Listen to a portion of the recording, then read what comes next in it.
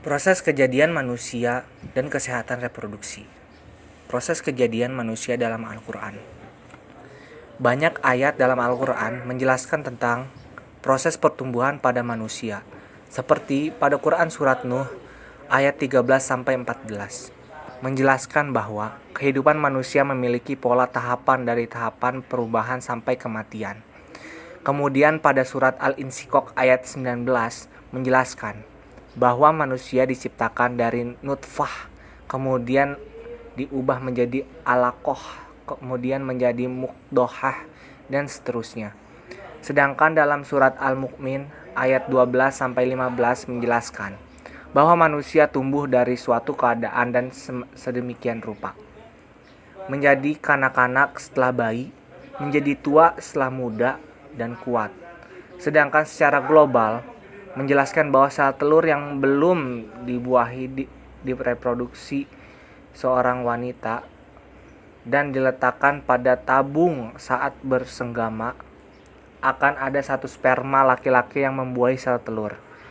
Sel telur tersebut yang dibuahi akan bergerak ke rahim dan menempel pada dinding. Kemudian embrio berkembang sekitar 3 bulan. Setelah itu terjadi perkembangan janin kurang lebih 6 bulan pada masa persalinan.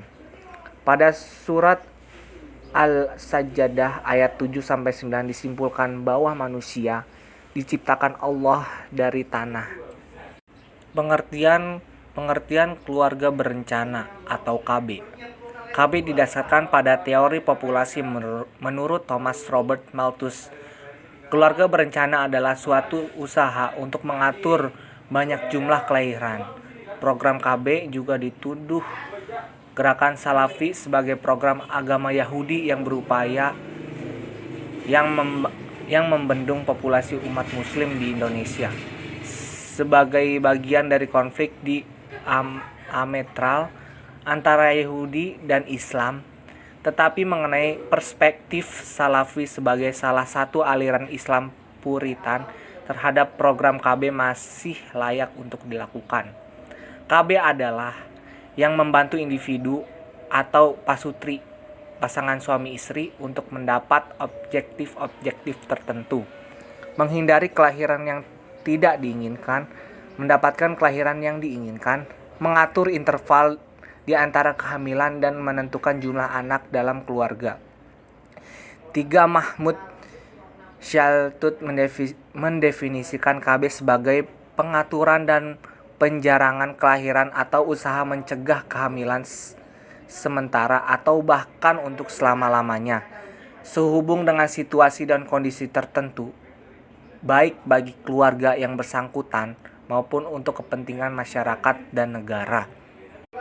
Pengertian KBDI negara berat terhadap metode dalam pelaksanaan KB atau family planning di antaranya. 1. Planning Parenthood. Metode ini menitik beratkan tanggung jawab kepada orang tua untuk membentuk kehidupan rumah tangga yang aman, tentram, damai, sejahtera, dan bahagia, walaupun bukan dengan jalan membatasi anggota keluarga.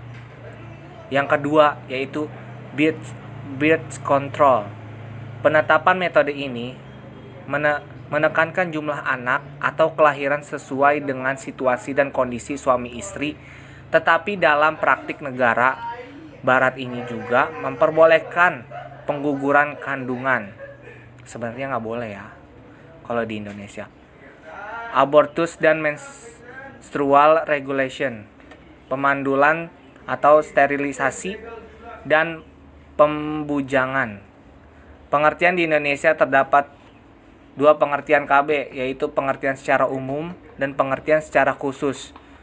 Pengertian keluarga birth control. Penetapan metode ini menekankan jumlah anak atau kelahiran sesuai dengan situasi dan kondisi suami istri, tetapi dalam praktik negara barat ini juga memperbolehkan pengguguran kandungan. Ya sebenarnya nggak boleh ya kalau pengguguran kandungan di Indonesia.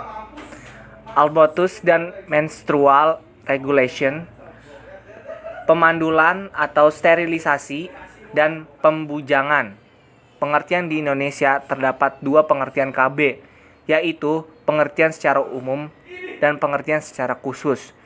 Pengertian umum, suatu usaha untuk mengatur banyaknya jumlah kelahiran sehingga anggota keluarga tidak menimbulkan kerugian atas kelahiran tersebut. Yang kedua, pengertian khusus. KB merupakan istilah terhadap usaha untuk mencapai kesejahteraan dan kebahagiaan keluarga dengan menerima dan mempraktikkan gagasan keluarga kecil yang potensial dan bahagia. Sejarah kemunculan KB. Keluarga berencana dimunculkan dari teori yang dikemukakan oleh Thomas Robert Malthus yang hidup pada 1774 sampai 1824. Malthus mengatakan bahwa pertumbuhan penduduk jauh lebih cepat dari bahan makanan. Akibatnya, pada suatu saat akan terjadi perbedaan yang besar antara penduduk dan kebutuhan hidup. Lahirnya pembatasan keturunan di negara Islam merupakan hasil upaya Amerika dan Eropa, dan dengan tujuan untuk menanggulangi krisis ekonomi yang sedang menimpa suatu bangsa tertentu tanpa membedakan antar negara maju dan negara berkembang. Tujuan pelaksanaan KB. Salah satu tujuan KB adalah membatasi keturunan dan mengatur jarak kehamilan. Dari tujuan itu, ulama membagi dua istilah, yaitu tahdid an-nasl dan tahzim an-nasl. Tahdid an-nasl didefinisikan sebagai upaya pencegah kehamilan secara total setelah memiliki anak dalam jumlah tertentu, atau pemandulan secara permanen. Tahzim an-nasl adalah upaya yang dilakukan dalam rangka menyedikitkan keturunan. Hukum keluarga berencana dalam Islam. Hukum keluarga berencana menurut Islam dengan berdasarkan pada nas Al-Quran dan hadis serta logika atau dalil akli. Pada zaman Rasulullah SAW, tidak ada seruan luas untuk ber-KB atau mencegah kehamilan di tengah-tengah kaum muslimin. Tidak ada upaya dan usaha yang serius untuk menjadikan azal sebagai amalan yang meluas dan tindakan yang populer di tengah-tengah masyarakat. Sebagian sahabat Rasulullah SAW yang melakukannya juga tidak lebih hanya pada saat kondisi darurat, dan ketika hal itu diperlukan oleh keadaan pribadi mereka. Oleh karena itu, Nabi Muhammad SAW tidak menyuruh dan tidak melarang al-azl pada masa sekarang ini. Umat manusia banyak menciptakan alat dan menciptakan berbagai macam cara untuk menghentikan kehamilan. Pandangan status hukum KB dalam Islam. Penganut mazhab Imam Syafi'i berpendapat bahwa azal boleh dilakukan walau tanpa persetujuan istri. Sedangkan jumhur ulama mazhab Hanafi, Maliki, Hambali menyatakan bahwa azal boleh dilakukan asal atas persetujuan istri.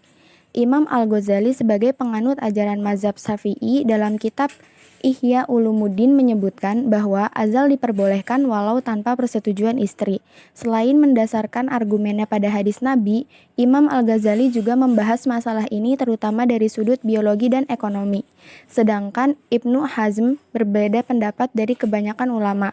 Ibnu Hazm sebagai penganut ajaran mazhab Zahiri menentang pelaksanaan azal dengan alasan pembunuhan bayi terselubung. Dengan adan yang ketentuan ini, Ibnu Hazm mengeluarkan larangan mutlak terhadap pencegahan kehamilan. Mengenai alat kontrasepsi yang dapat digunakan untuk KB, ada yang diperbolehkan dan ada yang tidak diperbolehkan menurut Islam. Yang diperbolehkan untuk wanita seperti IUD atau ADR, yang kedua ada pil, yang ketiga ada obat suntik, yang keempat ada susuk, yang kelima ada cara tradisional atau meminum jamu dengan pepaya atau jahe.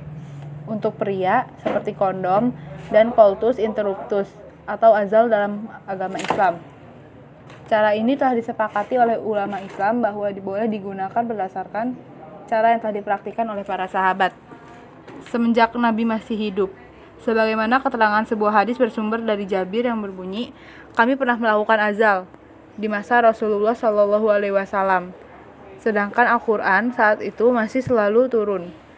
Hadis riwayat Bukhari dan Muslim. Pada hadis lain mengatakan, "Kami pernah melakukan azal, Nabi mengetahuinya, tetapi dia tidak pernah melarang kami." Hadis riwayat Bukhari yang bersumber dari Jabir. Metode KB. Salah satu tujuan KB adalah mencegah kehamilan yang tidak diinginkan. Terdapat beberapa jenis kontrasepsi yang dapat digunakan untuk melindungi penyakit menular seksual, di antaranya kondom.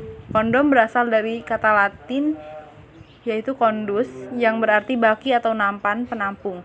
Kondom adalah semacam kantung yang akan disarungkan ke penis ereksi sebelum melakukan hubungan seksual. Kondom memiliki kelebihan melindungi dari PMS dan tidak mempengaruhi hormon. Kekurangannya adalah keefektivitasannya. 1-15% wanita masih hamil meskipun pasangannya menggunakan kondom. Selain itu, pria merasakan kekurangannya sensasi seksual dengan memakai kondom.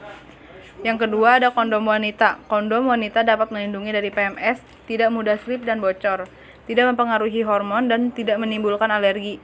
Namun terdapat kerugian yang dirasakan beberapa orang, di antaranya tidak efektifan untuk semua posisi dan harganya mahal.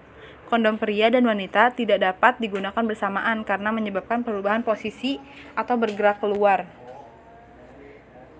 Kondom ini tidak mempengaruhi hormon dan juga alergi. Kondom wanita dapat digunakan sebelum 8 jam melakukan hubungan seksual. Yang ketiga ada pil KB.